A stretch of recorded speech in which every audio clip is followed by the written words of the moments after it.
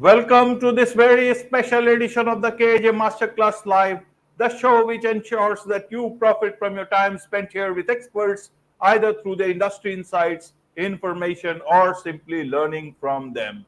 And today we have Clare White. She is an author, keynote speaker, CEO of Connected CX, a consultancy committed to solving business problems with customer-centric solutions. Welcome to the show, Clare.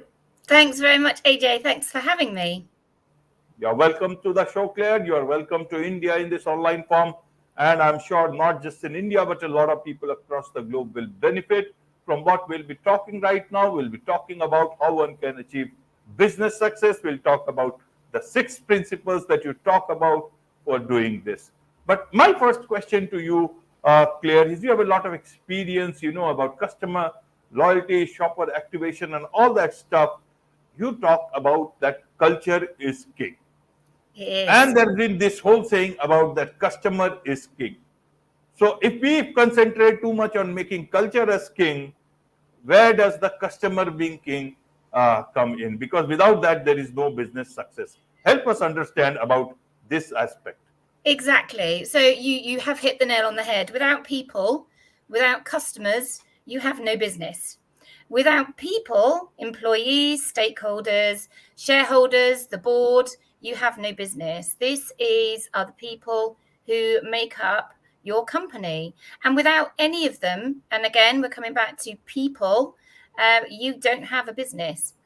So I write a lot about this in my book, and a lot of the research that I've done, I did an awful lot of research as well as drawing on my own experience, suggests that without people at the heart of your organization, and I'm talking about employees as well as customers, you are not going to have a successful business. And I have had a really brilliant experience in a previous business of leading a culture transformation. So from where the business and employees weren't performing well, there was low morale, dissatisfaction, completely transforming that into a high-performing business culture and ultimately growing that business. So I see culture as being absolutely fundamental, and customers and employees being fundamental to delivering on that culture. Right, Claire. So if we look at the situation, you see every aspect of business is coming under scrutiny and is under great challenge. We already know the state of customer satisfaction, customer service, not just in one place, but across the world. Yeah. It seems as if, the companies don't care at all. And almost every customer has a lot of, things to ask for. There is so much of, it, we don't need to discuss it too much. We all know it. If we look at it from the employee's perspective, you see organizations, they are already dealing with this great resignation, quite quitting very much on. So there also we don't have much of, solutions that have come out. And now everybody is dealing with, whether it should be hybrid work, work or work from home or those sort of things like that.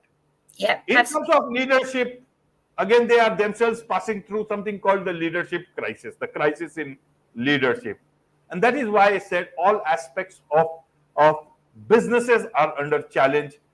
How do you see when these businesses, when they talk about achieving business success, what are the tools they have in hand to actually get down to? Or is it that a whole overhaul of system, mind space, work culture, their whole understanding of business itself needs to be re-understood rather than just talking in thin air? Help us understand this part. Great question.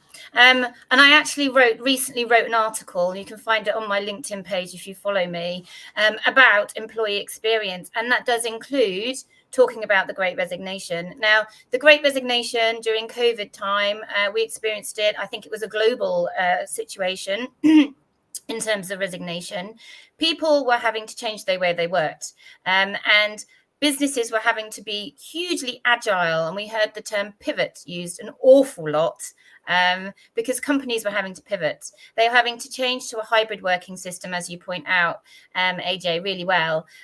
And ultimately, what happened is people were prioritizing their work-life balance. They were realizing that actually they wanted more from their work experience. And that means work and businesses aligning with their values. It means businesses prioritizing people and employees, development opportunities, enabling them to be able to fulfill their potential in the workplace. And I think, COVID made them realize that some of their needs were not being met. And if you are familiar with Maslow's hierarchy of needs, Abraham Maslow, he was a very well-known psychologist. He created the theory of motivation. And at the core of that, people have needs.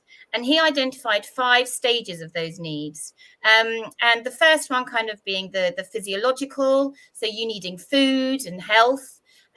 And then safety needs, so having security. And I think during COVID periods, that was really challenged. People were not feeling safe. They were not feeling secure. Social needs comes next, which is all about friendship and engagement. And this is something, again, that was challenged during COVID because people weren't seeing each other. They weren't being able to be sociable. They weren't being able to feel part of a society and a community, which had huge implications. And you talk about well-being there, AJ. I think this had a huge impact on people's mental well-being. Esteem needs is next. So this is feeling kind of fulfilled and feeling a sense of belongingness, again, which relates very much down to something that was challenged during the COVID time. And then finally, self-actualization which is when you're able to totally fulfill your potential as a human being, but also as a person in a work environment. And these needs have to be met as an employee, but also as a customer. If you think about some of the things customers need, they need to trust. They need to feel safe and secure in using your products and services, and they need to feel kind of the ability to do the job they need to do well with your product and service. So it all comes down. I really do strongly believe that we need to kind of think back to human needs on an emotional level. Right, Claire. So looks like several of these businesses, they are also reading Maslow's hierarchy of needs very closely, and they are depending on only one thing. That is the security needs, the need for basic employment that people, and that is why they think that if we lose as many employees, it does not matter because people will still come and, work with us because they need a job. So the self-actualization part can wait, or they can find their own self-actualization in the numbers they achieve. But actually, they are only banking on that people will need a job, and that is where we will get to keep workers. The quality of workers and all, that will matter later on. That's the big challenge in today's time. I wish there were a situation when employees had the option of not working at all, at least with these sort of companies that they did not want to, that there were other companies. Be that as it may, let's talk about business success. Then how should companies look at business success in today's time? Because do you think they should just look at the bottom line, those numbers, and that will be business success? Or should they now have a rethinking in terms of they look at business success? Or can they continue to be the way they were pre-COVID, post-COVID, and continue to believe in the requirement that people will continue to need jobs, so they will come to us? How do you want them to evaluate this term called business success? So I actually want to speak to boards with this question, because if you go to a board meeting, board of directors, they will talk about people, employees, as assets. They don't talk about them as having feelings, needs. We talked about at Maslow's hierarchy of needs. The impact of that is you will lose your valuable employees. And valuable employees are difficult to replace. They're also costly. So when a board has to focus on its EBITDA, its profit margin, they need to be thinking about, okay, I need to be treating my people, I need to be giving them a better experience, making them feel fulfilled, so they will stay with my business and not cost me money. Because not only do you then have to pay the cost of recruitment, and you, at the moment, recruitment, I think average times to recruit is something like 3 months. It's a long time to recruit the right people. you can recruit the wrong people, but you'll have high turnover and they won't do a good job for you. So it's really short-sighted. You then have to pay for the training. It then, depending on the industry, will take a good at least 6 months to 12 months for that individual to become upskilled to the level of the person that left the business and to be able to deliver the quality of work required to drive the revenue that the board requires. So I think it's really, really short-sighted of them, the board just focusing on profit lines, because actually they need to be thinking about what drives it and the impact of losing valuable employees, not thinking about the self-actualization and allowing them to fulfill their true potential is going to cost their business, and ultimately it will damage their revenue potential and increase their costs. Absolutely, absolutely. But the question is, some of these people really care? Companies keep on folding, new companies come in. Be that as it may, let's try and find some solutions here. In the form of the book. You have 6 principles for business success. You have written the book. You have got the power. 6 principles for business success. What have you talked in that book? Who is that book for? Is it for these leaders or somewhere else? And which sort of business will read it? Or is it for, again, general readers? Help us understand what have you dealt with. Who is this book for? So this book is for businesses that are stuck, leaders in businesses that are stuck. So we talked a lot about kind of the Great Resignation, high costs, declining revenue. That means declining profit. And these businesses that have to increase their sales at least 10% year on year, because it's always about money, not that I think it should be, they are having to make some really difficult decisions. And I believe that these leaders need to be re-looking at their purpose. So why is their company in business? What is their company vision? And the first principle that I've identified is having a really clear purpose. It might not be the purpose that you had when you started the business or when the business was first founded. The purpose may have changed slightly. Revisit it. Think about what is the true purpose. And as a leader, how does my purpose align with it? Because you have to have alignment. You then need to consider your vision statement. So all businesses have a vision statement. It's the dream of what the business wants to be. It's something that employees can aspire to. It's something that employees can get excited about. And it means that everyone's going in the same direction because you've got a really clear North Star. That is my first principle for business success. And if a leader is stuck, relook at that and see whether actually you need to change those. Amazon recently in 2021 changed their vision statement to make it bigger, to make it more aspirational. Historically, they've been about being the best customer-centric or most customer-centric business. They changed that to becoming the Earth's most customer-centric business, being the Earth's best employer, and having the safest place to work. Obviously, warehouses, dangerous places to work. So they've thought about safety and they've thought about a potential. So what the aspiration will be for their customers. Next principle is around having a really good business model. And again, business models may change over time. So relook at your business model. Make sure that your business plan underpins your business model. So your business model includes your organization, your purpose, your vision, the partners that you work with, your revenue streams, the products and services that you deliver. And then your plan will underpin that with the marketing, the sales, the how you're going to sell your product, how you're going to build it, and for longevity. And Apple, obviously Apple Inc., very famous global business. They actually had a business plan for their Apple III computer created, I think, 1976. I think you can go and find that online and you can read. It's a 30-page document, goes into loads of detail. It's a great place to start if you're thinking about reviewing and tweaking your business plan. Next, it's having an effective and collaborative leadership. Now, you touched on leadership, AJ, a second ago.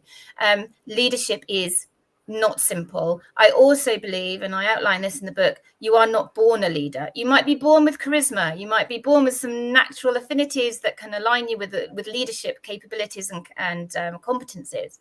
But you learn and you grow through experience.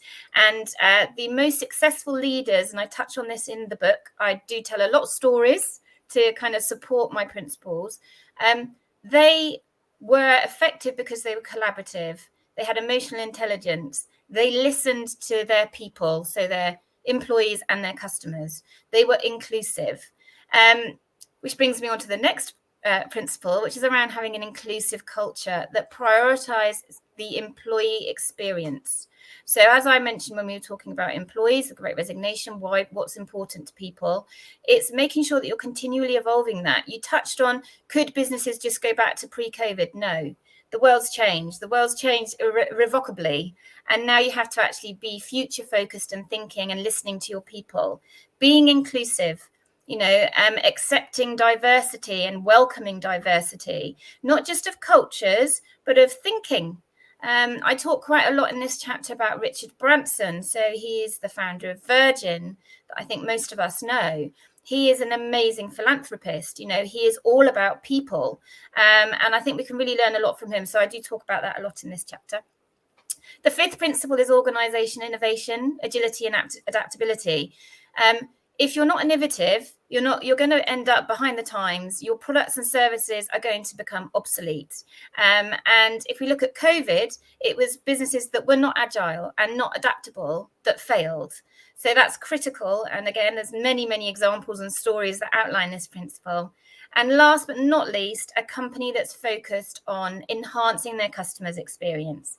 Expectations are never higher than they are today. And I think, AJ, you touched on that. Customers will base their expectations of your business on the experience they had with their last interaction with any business. So the best interaction they've had is what you are competing against and you are trying to deliver against. So those form my 6 principles. Absolutely good principles. And you talked about all these things about companies, changing their mission statements, their vision. The differentiator will be always, who just talks or who actually walks the talk. For whether they are walking the talk is for the whole world to see, and we'll continue to know about what these companies are doing actually on the ground. Again, be that as it may, there is much to learn about these things. Companies have to learn about these things. As customers learn more about how these companies actually operate, either in terms of things on the ground or in terms of the actions they talk and whether they are walking the talk. There is much to learn from you, and I'm sure a lot of people would want to learn about these things from you, from your company, from your book. So what is the best way for them to connect with you, Clare? So you can contact me on LinkedIn. So I am on LinkedIn, so Clare White, and I'm sure we can drop out the link to my LinkedIn. You can also contact me via my Connected CX company website. I'm also, if anybody is going to this in the UK, we've got the Retail Technology Show. If you're flying in to attend, it's an amazing show at Olympia. I will be there. So drop me a LinkedIn message. I'd love to connect and talk to you. But I often publish articles around customer experience, employee experience, culture on my LinkedIn page. So I really would like to add value to you. So please do follow me and read and engage. Share your experiences too, because I think this is all about learning from each other. Absolutely. With this, it's a wrap on this very special edition of the KAJ Masterclass Live. Thank you so much indeed for joining us. Thanks very much for having me.